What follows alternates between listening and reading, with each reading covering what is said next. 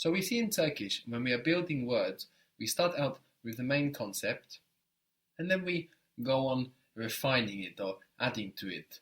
For example, if we say something like you will come, we start with the main information, gel, and then we refine it as we go along. Gel, ecek, will, sin, you. Geleceksin. We can see the same principle again in how the Turkish language has built and builds new vocabulary. Languages have mechanisms or ways to create new vocabulary to express new ideas from existing vocabulary and ideas. And the way they do it might be thought of as a grammar of vocabulary or a vocabulary grammar. It's a fascinating topic to look into and observe whilst you are language learning, as how languages form words seems to be making certain suggestions to us. For example, in English, we can observe the Latin words and how they form new ideas from existing ideas.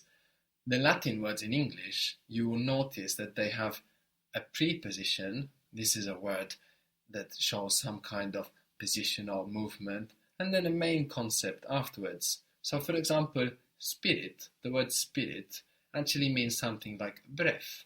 Spirit is a breath, a being with breath. Then conspire is to breathe together. Con means with or together. In confirm, we see it. Confirm means with signature. And then inspire is to in-breath. To cause breath, to cause spirit, to inspire. Respire, to rebreath. To breathe. Greek has a very similar way of forming vocabulary. One of my favorites in Greek, the word for truth, alithia. Alithia actually comes from not, oblivion, unforgettable. There's a suggestion there that Greek makes. The truth is not what you repeat 1,000 times. It can be silent, it can be unknown, and at the same time unforgettable, ever present. So this is the Latin and the Greek way of forming vocabulary. Many languages underwent consonant shifts, where some consonants just suddenly decided to be other consonants. This is also observable in the Germanic side of English. For example, many Zs in Germanic dialects changed to Ts in modern English. This is why you have Herz for heart in German, which is spelled H-E-R-Z. Z in German gives us ts, Herz, and heart in English. Semitic languages, like Arabic or Hebrew, for example, have a root system. This means that the set of sounds relate to a certain meaning and fit into different patterns to give us new words. For example, the sounds s, f, r have to do with travelling in Arabic. This is where we get safari from. But then in Arabic you can find sifara, which means embassy. And that word embassy in Arabic is maintaining the connection with the meaning of travel with those roots, safara. I mentioned before how you find many Arabic roots scattered around Turkish. For example, the word for guest is misafir. You notice s, f, r in the word, misafir. Again, maintaining the connection between the meanings of guest and travel. You might also notice that the word doesn't harmonize in itself. Misafir. We have the I's with the dots and an A. This is mostly a good indication of when words were imported into Turkish. Imported words often don't harmonize within themselves. The roots sh, r, b in Arabic have to do with drinking. This is where we get syrup and sherbet from in English. In Turkish we get sharap, which is the word for wine. You might hear though that the B has turned to a P in Turkish. Sharap. Even though Turkish, like English, doesn't use the root system, you can still find it lying around in the language as you can in English. So it's a very interesting topic to enjoy in any language, to analyze what we can call this grammar of vocabulary, to understand how languages create new vocabulary to represent new ideas that emerge in forever complicating societies and complicating collective imaginations which languages make possible. Analyzing and enjoying this element of language learning rather than just memorizing new words makes filling out your content much more pleasurable and much less about memorization. When we come into contact with new words in Turkish, we should have a look to see if we can figure out from where or what these words came. Thinking about it helps you remember without memorizing and makes learning much more enjoyable giving you a more intimate relationship with the language.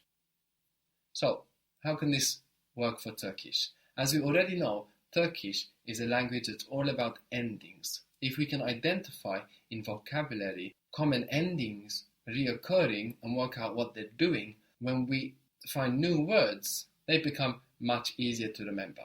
For example, maybe you look up in your dictionary to bring.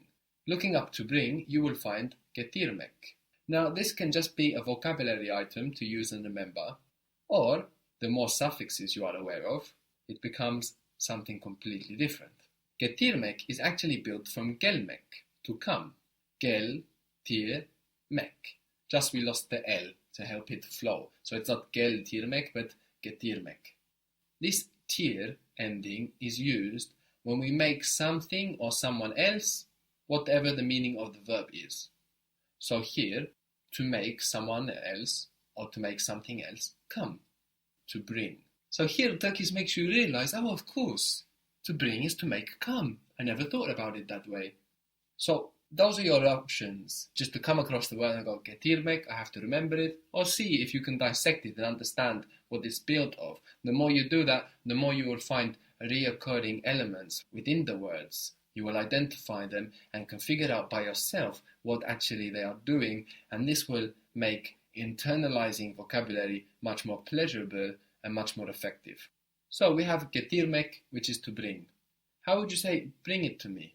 Giving an order, bring it to me. Bana, getir. Bana getir. What is to know? Bilmek. Bilmek. To make know. What might be a nice translation in English of to make know, when you make somebody know? To teach. That's a very good guess. But actually, to teach in Turkish is built from to make learn. It's built in a very similar way. You have to learn, öğrenmek, and then you have to teach, öğretmek, and the T is actually doing the same, to make somebody else, that T by itself. It's actually what you use instead of the T when you have a vowel. But to make know would be closer to inform, to inform.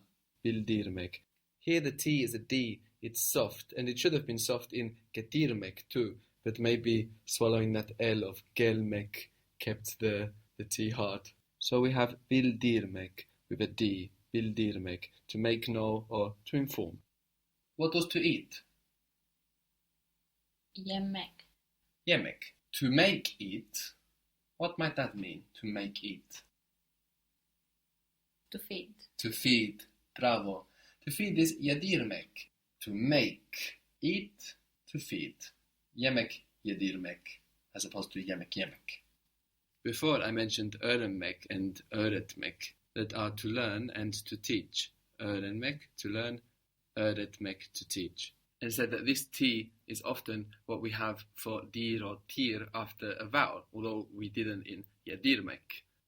Some nice examples are anlamak, which is to understand, and then anlatmak, which is to make understand, or to explain, tell or recount.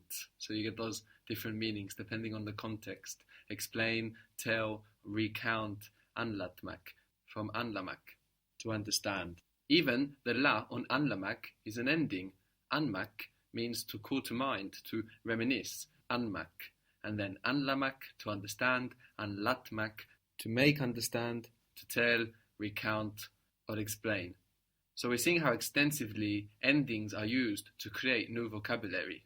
We had bilmek for to know, and tanımak is also to know or to recognize, tanımak.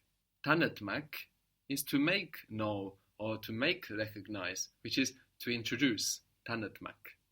Another ending you'll see around is ish. Ish makes the verb reciprocal. This means the meaning of the verb to each other.